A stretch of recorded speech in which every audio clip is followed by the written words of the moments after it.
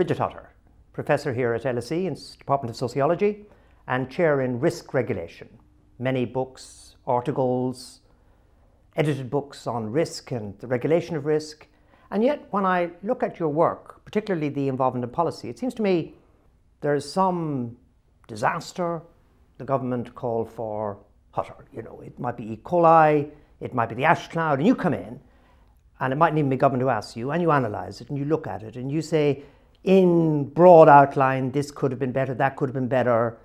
Are you a spectator who's sort of feeding intellectually off past tragedy? Or do you have a view about what the right regulation should be going forward? Are you looking always back, or do you also look forward?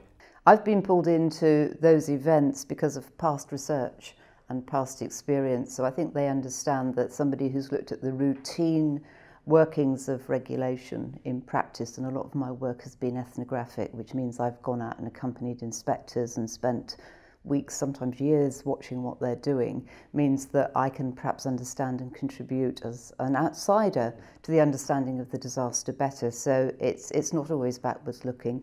It's because I've done work already and know what's going on. But there's always, as it were, a disaster as a kind of launch pad. Now, to mangle my metaphors, there are a whole bunch of stable doors and there's lots of horses grazing in them. And every now and again a horse bolts. And you come and look at the stable door which is open and the horse is gone. But you don't look at any of the stable doors where the horse is yet to go. It's always about something that has happened, isn't it? Not something that might happen. No, quite the reverse, I would argue, that actually regulation is increasingly about looking forward and trying to anticipate what might go wrong in the future and prevent it happening. Mm-hmm. And there is, I think, a fallacy, a particularly modern fallacy, that we can prevent bad things happening, and if we don't do that, somebody should be held to account for it. And that can lead to a lot of that backward looking.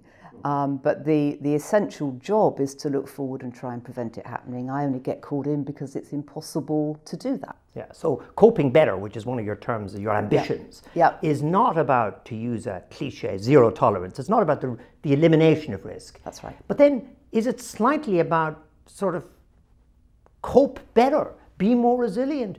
Things happen, they're not very nice, get used to it. Or is there some sort of balance in the middle between those two? There's a balance in the middle. I think that the key actually is in the word regulation. It's about managing risk, not getting rid of it, not eliminating it. And that's a really tough thing because it's about managing risks, but there are all sorts of different risks being balanced out here. There's the risk of bad things happening, but there's also the risk you might stop good things happening by regulating the bad things too much. So regulators are really left with this really difficult job of managing those different sorts of risks and deciding what sorts of risks might be tolerable. And of course, sometimes they get it wrong. Sometimes people say they are over-involved, and there's a sort of credible libertarian school which says, look, people will cope better if left to themselves, and we don't need the edifice of regulation around them. Civil contingencies might be one example. Judgments about health and safety might be another. Do you find yourself fighting libertarian tendencies to describe you as Big Brother? Or red tape? Sometimes I do tend to make myself unpopular by arguing for regulation. That's not to say it's always done properly, and sometimes it is over-inclusive. I think the really important thing about regulation is that it does try and get businesses, would be primarily where I would look, to actually prioritise risks and think about how they might manage them when they wouldn't otherwise do so. So I think it plays a really important role. If we think about a world where there hadn't been regulation, I think the environment would look much worse, our working conditions would look much worse, our economic stability would be very different. Do businesses resist regulation and try and get away with it? Because for them, there are lots of its that might explode into damage. And you're coming along and saying, guard against this, guard against that, guard against the other. They'll go out of business if they take you seriously, won't they? Not necessarily. It varies from business to business. Business is a term that covers a multitude of different organisations. Some of them love regulation because it can be used anti-competitively to knock out the competition. So there is a very cynical take you can put on that. Others would actually, could actually implode if they weren't managing their own risk properly. So you have to look at businesses as much more complex than, you know, business does this, business does that. That sort of doesn't pan out in reality. Who regulates the regulator? Government's fantastic at setting up regulation. It's fantastic about sort of saying it's against red tape and against regulation, and it regulates more and more the whole time. And part of that structure's meta-regulation of the regulators.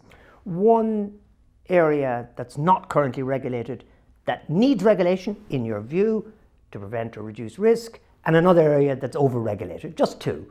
Oh my goodness, I wouldn't take it that simply. I'd say I think there are areas where the regulation is a complete mess and needs looking at, and that would be the healthcare area, where I think the regulation's been very piecemeal.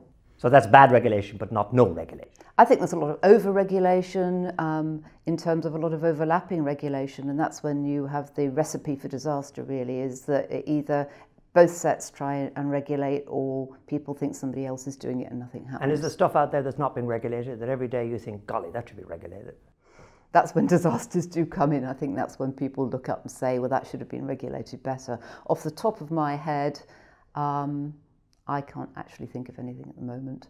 Bridget Hutter, thank you very much for subjecting yourself to the Gearty Grilling. Pleasure.